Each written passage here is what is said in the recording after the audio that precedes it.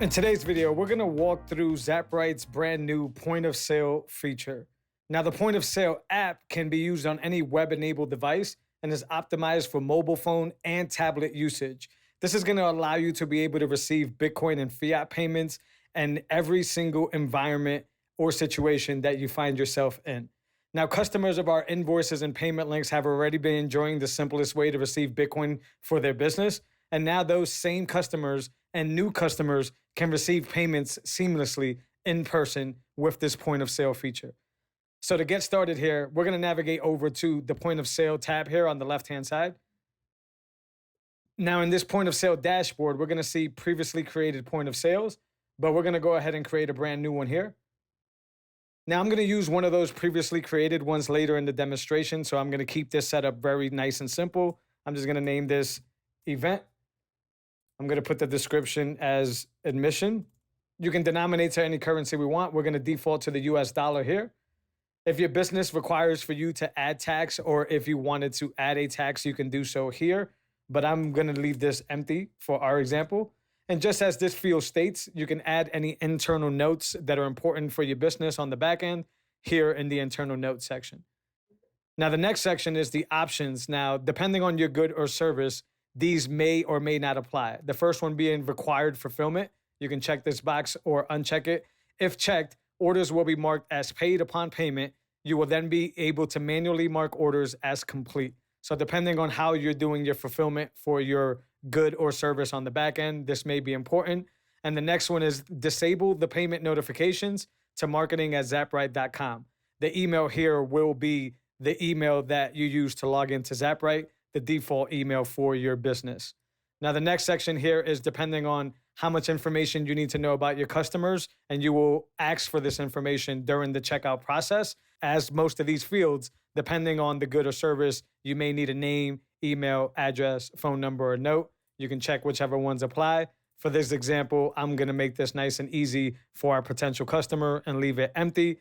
And then the very last section you have to fill out before this point of sale is set up is the payment section. Now, you can default to whatever you have globally here in the checkout settings, or you can customize every single point of sale. You can also preview it here. So for this example, I'm going to leave what we have here, which is our Strike wallet for Lightning, our Strike wallet for on-chain Bitcoin payments, and then two different fiat options with a 10% premium. We have Venmo set up here, and we have Cash App set up here. I like how this looks, so I'm going to navigate down to save. And just like that, our point of sale is now set up. So as you can see, you've received a URL for the point of sale that you can actually select here. We're going to open up a new tab here on our web browser. And now we see our point of sale here, where we can go ahead and input whatever it is that the product or service is going to cost, and we can go through the checkout process. Before we go through the checkout process, I actually want to highlight the fact that this is branded to our Bitcoin events company. And if you wanted to customize that branding, we have a whole video that you can go check out on our YouTube about this. But in a nutshell, you can navigate to settings, you can navigate to profile, and you can change all of those branding options here. I highly encourage you to go and check out that video for a deeper dive into how to brand your business. So we have that event point of sale set up. But as I said earlier here, we're going to not use this one for this demonstration, because I want to show you a few other different parts of the point of sale. So we're going to navigate back to our point of sale. If you can see here on the previously created points of sale, we have two orders here for this Bitcoin Commons takeover here. So we're going to select this here because I wanted to show you what it would look like here once you start receiving orders and how you keep track of these orders. So if you can see here on the 29th, a customer paid $10 to this point of sale. And a little while ago, as of recording this video, we have a customer who paid $5. So just like we did with that URL for that other point of sale, we're going to navigate over and open up a new tab. Now, keep in mind that we're doing this on a web browser, but you can also do this on a tablet. And a little bit later in the demonstration, I'm going to go ahead and pull this up on my mobile device. So for this Bitcoin event here, we're going to charge $5 for it. You can just put the 5 and you can see that it's automatically added a 5, or you can manually put that in there. It's going to show the denominator sats here. You can also switch it to whichever one you prefer to type in. We're going to go ahead and select charge. And now you can see the payment options that were selected for this point of sale. I don't want to pay this premium. I'm pretending that I am the customer or the client here, but I'm expecting to not want to pay this premium. So I'm going to go ahead and pay this in Lightning. I'm going to get an invoice that's generated here. I'm going to go to my favorite wallet. Going to go ahead and pay this invoice. It's paid. And as you can see here, it has now been paid. That invoice has been paid for this good or this service through the point of sale. I didn't have to send an invoice. I didn't have to send a payment link. I basically was able to do this on the spot, whether I'm at the farmer's market, whether I'm at the event selling a book or anything in person. I was able to go ahead and pull up the point of sale, type in the number, and be able to receive a Bitcoin payment as conveniently as that. This is important to highlight as well, that after a sale, the payer can optionally click this receipt button here, and it's going to show them a QR code. They can scan this code with their phone, and it will load a URL so they can download the PDF receipt. As I'll show you here, I'm going to open up my QR code scanner. It's going to scan this QR code here.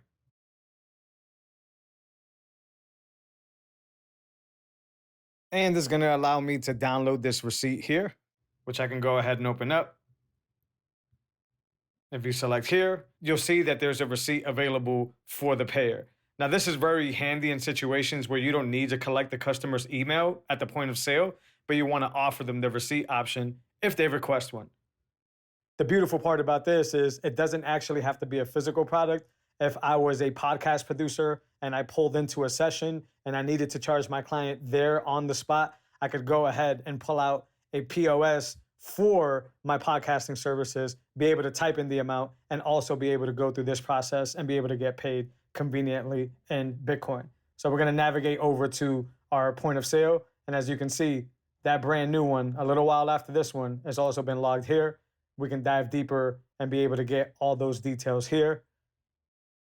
And if we wanted to go back to the point of sales to either create a new one or use another one, we can do that here. And as you can see, there's now have 3 orders here. So we get a snapshot of what it looks like there. So now what if you don't have your desktop? What if you don't have a tablet to be able to use, but all you have is your mobile device? So we're going to go ahead and we're going to switch over to our favorite browser inside of our mobile phone. And as you can see, I pulled up the same exact point of sale here on my phone. I could go ahead and pull up the same amount here. I could go ahead and charge the same amount. The flow is exactly the same as it was on a desktop. It will be exactly the same on a tablet. And we can go ahead and select whatever payment method we want here and go ahead and complete this payment. So as you guys can see, this is a very powerful addition to an already flawless service. So now you'll be able to send invoices, recurring invoices, payment links, and if all those are not timely enough, you'll literally be able to pull out your phone, open up your favorite browser, and be able to have a point of sale to be able to receive convenient Bitcoin and fiat payments on the spot in mostly every single scenario. I hope you guys have enjoyed this video. Please head over to our YouTube where we have more of these walkthroughs on every single feature on Zaprite. We will catch you in the next video. Thanks.